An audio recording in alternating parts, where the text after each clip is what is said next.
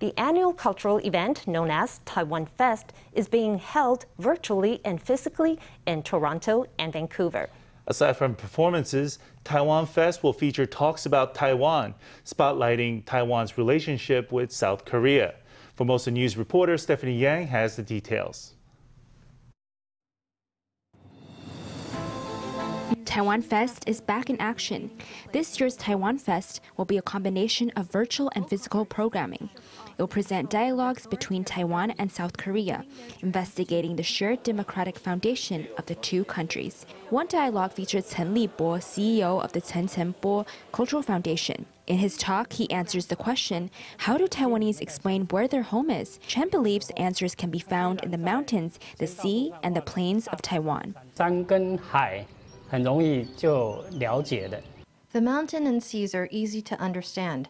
I'll take some time to explain plains. This is a major obstacle that historians of Taiwan encounter when discussing Taiwan. For example, ideological disputes, regional shapes, which group arrived first in Taiwan. There have always been controversies. Mr. Cao Yonghe, he was a historian. He proposed, why don't we use geography to introduce the history of Taiwan? If we explore this aspect, we can avoid a lot of ideological disputes.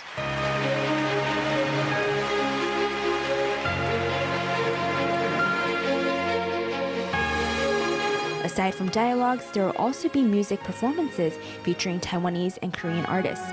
One performance from Taiwan will be from the Vancouver Metropolitan Orchestra, led by Ken She, the music director and principal conductor of the Vancouver Metropolitan Orchestra. Maestro She has led the annual TAIWANfest Toronto Orchestra for over 7 years. In Asia, people often use urns to ferment foods. Pickled vegetables are both popular in Taiwan and South Korea.